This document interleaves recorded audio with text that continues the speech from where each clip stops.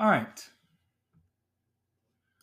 Now we're going back over to our renewal pipeline. And, when we talked about projects, you can see the chat and history in this project. Remember, this was a 90-day. Let's go back to it. We'll just keep working on it here because there's something I thought about here. Let me turn my voice control back on.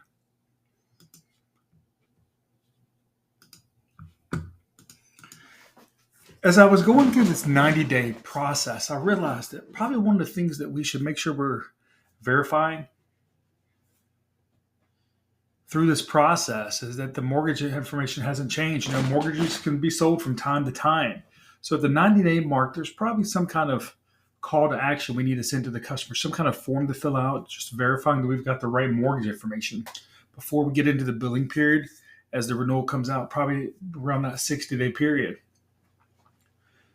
So let's make sure to add this to the 90-day period before we move on to the renewal 60 days out. Period. Now, as we get into 60 days out, renewal might be out, it may not. Sometimes it comes out at 45 days. So as we start to go through this, tell me what you think I should include in the 60-day process. Remember, continuing to interview me on my renewal process, I want to make sure that we address every single detail. Now let's see what happens.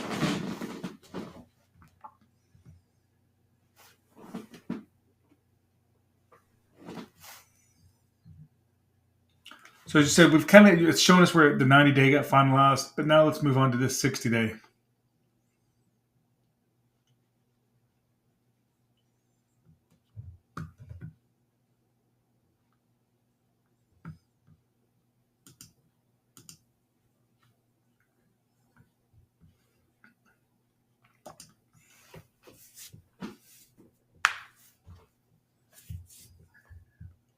Now, as we go through the 60-day process and the renewal is available, one thing we need to update is the new renewal premium.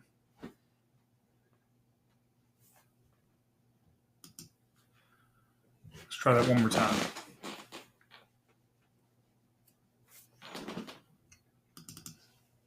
Okay, as we go through the 60-day process and the renewal becomes available, you see sometimes it picks up my voice, sometimes it doesn't. All right, let's talk about this check for policy availability.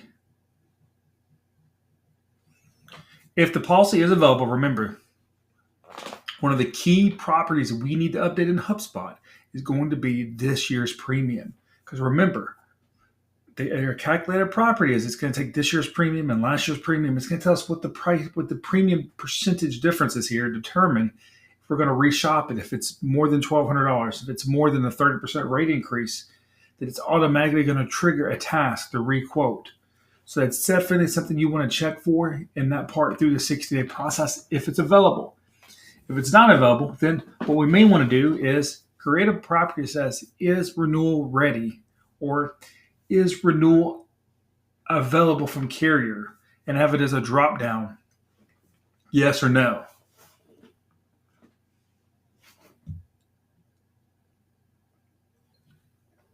Period. Also, during the 60-day process, as we start to move closer, we need to start looking at things like verifying the replacement cost of the property. Have things changed? Have they added buildings? Have they improved their property at all? Have they added flood vents? Have they done any kind of mitigation that potentially could help lower their rate? These are all things we want to make sure we're asking them. Have they maybe obtained an elevation certificate? Has their flood zone potentially changed? Because remember, one of the values that we're adding here is we're verifying the flood zone for them before the renewal. We're verifying what the real flood risk is for them so they understand what's at risk. Because remember, flood zones don't typically generate the actual real risk here. So these are all things that we're providing through this process. So please remember that as we go through this. Period. And as we have these things in here, we'll have the flood risk score updated. We'll have the flood zone updated automatically as we address these things. Now, potentially what we could do is this deal is being created. We could have it pull the data from Hazard Hub, verifying the flood risk score and automatically verifying the flood zone.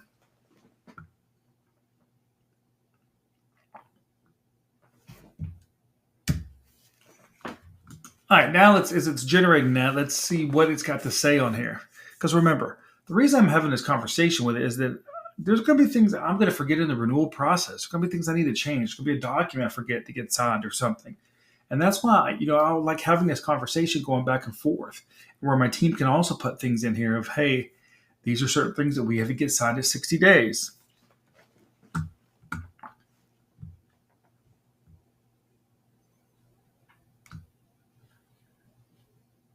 All right, so at the 60-day mark, as I said, it's not getting too challenging at the 60-day mark because of some of the different things we're looking at. But remember, the goal here too is to take as much of our licensed team members' hands and to take as much of our VA hands and use artificial intelligence, maybe automation as much as we can. We use a lot of different services to a company called Guidewire Hazard Hub, where we're pulling different risk data. So if we can automatically pull that from them, putting that in front of our team, then now our team has that information in front of them when they have a conversation with a customer. In fact, they may not even have to have a conversation with a customer. Potentially, I could use the flood zone. I could use the flood risk score, and I could even use an interactive avatar video that automatically goes out to them if I wanted to on a service called HeyGen, telling them, hey, here's what your flood risk score is this year. Here's what your flood zone is. Here's what all these things mean for your flood insurance. So I could build that script out, pulling it in through different artificial intelligence and things like that. But even if I didn't, worst case scenario, I always want to make sure that whether it's be new business, policy service, renewal, my team has things they need in front of them. They're not taking extra keystrokes. And that's why I go through this process of understanding what it is we need to update in our CRM automatically and calculating things. Because like one of the biggest time wasters for one of our VAs was emailing customers, verifying if it was mortgage pay or customer pay, calling the mortgage companies, verifying we had the right information when we could have done it with a customer, collecting different fees when we could have automatically done that. Then going in and manually pulling this data every time. For example, even on new business, we can automatically pull this replacement cost for them from companies like Hazard Hub, and we can know what their replacement cost is because typically our carriers are requiring us to update replacement costs at a minimum every 3 years. But we try to get it updated every year, especially on the commercial side. So we see all these different things here that we probably didn't think to ask. We see what we can automate here with the flood risk score, the flood zone, flood vents, and all these different things. And it's even telling me, things that we can make sure that we have in here.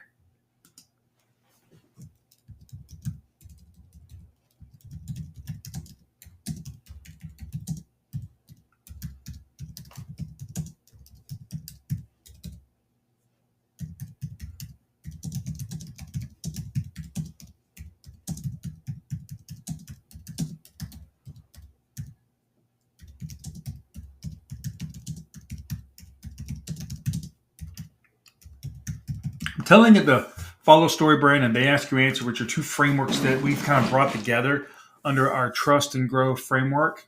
And what it's doing is making sure that, as we go through this,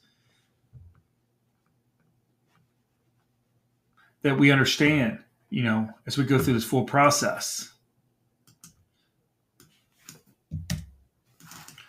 Just use these frameworks as we use our own trust and grow framework to provide different pieces of content through the renewal pipeline process, depending on where the customer is at in their stages. We want them sometimes to feel like we're almost reading their mind because we know what videos we've watched. We know what blogs they've read. We may know what PDFs they've downloaded throughout the year.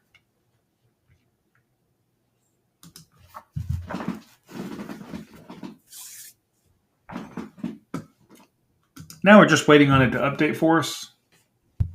And as I said, I go back and forth with this sometimes all day long on my different renewal pipelines, my new business pipelines, of just understanding the process. Because look, I'm looking at our CRM throughout the day. I'm seeing where the friction is. For example, one thing right now is when we're asking a customer, we've got to give them a list of these questions, like 10 questions, right? Well, as soon as the human brain sees that in an email, they shut down. Because anything more than 3 options, the human brain is just not built to process it. It's the human brain is built for survival. So they're trying to think, hey, what do I have to do to get through today? So we've got to make it super simple to collect information. We typically want to do this through a logic form. We're one question at a time. We don't want to throw 10 different things at it.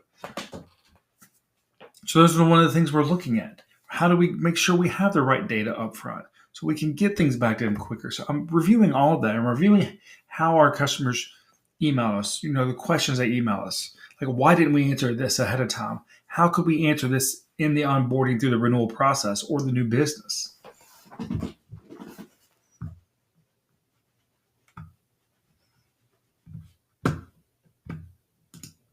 Please give me the full 60-day process now.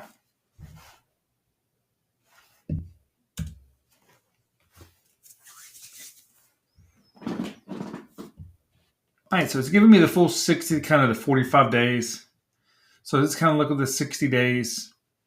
And you can kind of see, I can basically hand this off to one of my VAs and they can help implement this. Now, I will actually put this into a diagram for some of my developers and my CRM specialists to go in and actually help me rebuild this pipeline as we go through this. And once we get to the end, I will hand them this huge diagram and they will have it implemented for me in probably a few days because I've made it really easy for them. You can see, and one thing with AI too, it loves emojis. So I usually have it remove the emojis if I'm sending a document to somebody because I'm just not a big fan of emojis. But you can see all these different things here. So no matter what the product is, and whether it's home insurance, auto insurance, truly understanding your process of, hey, what's the customer journey look like from beginning to end? Well, putting myself in the customer's shoes. Your numbers are going to be completely different. But as you go through this process, you're talking to the AI, though, you're going to sit there and have a conversation just like you are with a team member. And you can have another team member go in here and have it interview them and interview you and have different approaches there. And that's a huge benefit because then you're getting your team involved. And look, when it comes to this ChatGPT, you can pay the $20 and do this. Now, I pay for the team version, so we pay $30 per user. We have about 5 or 6 different users on here. Then my users can access my GPTs. They can get in there and they can add their information to projects if they need to. We've got one called Chris's Brain where they'll go in there and they'll ask certain questions, and I've got pre-built answers for them. And if it doesn't give them the right answer, it'll tell them to reach out to me. But then it takes me maybe from having 1,000 questions to them to maybe only having 10. We've built one with the National Flood Insurance Program Manual where it helps us compare it to different private companies. I'll show you how to do that in some other videos as we build out insurance underwriting guidelines in a GPT. But this is our 60-day process here. And as I said, we talk about the content here. We can see if they watch certain videos in Vidyard, and if they did watch those certain videos, maybe they watch other videos next because we're feeding them content based on that, depending on what it is. For example, if we're moving them from the National Flood Insurance Program to private flood insurance, they probably want to know what the difference is. They probably want to know how the deductibles work. Why is that better than the National Flood Insurance Program? We could provide them with that playlist. We could provide them with the ebook we built. And so we're providing all this content through them, what I call the educational journey. So even though it's a renewal, we're still building trust through the renewal pipeline because we've got to make sure we're continuing to build that trust, new business, renewal, service. Every touch point is a micro yes as we continue to build more and more trust, creating a lasting relationship. So this is kind of what our 60-day looks like. Look, it's got some different emails in here that we can go through. And look, I probably wouldn't use some of these. I'm probably going to run these through some other GPTs like that Endless Customers one that I sent you. If you're in a group, make sure to check that out. It's free there. It's an awesome resource. I'm probably going to be running these through here as we build these emails out and we build out this nurture campaign. But then also, as I said, the fields, we can have yes or no's, all these drop downs and all these different things. Really, building this out super easy. So that's kind of what the 60-day looks like. In the next video, we'll break it down to 45 days.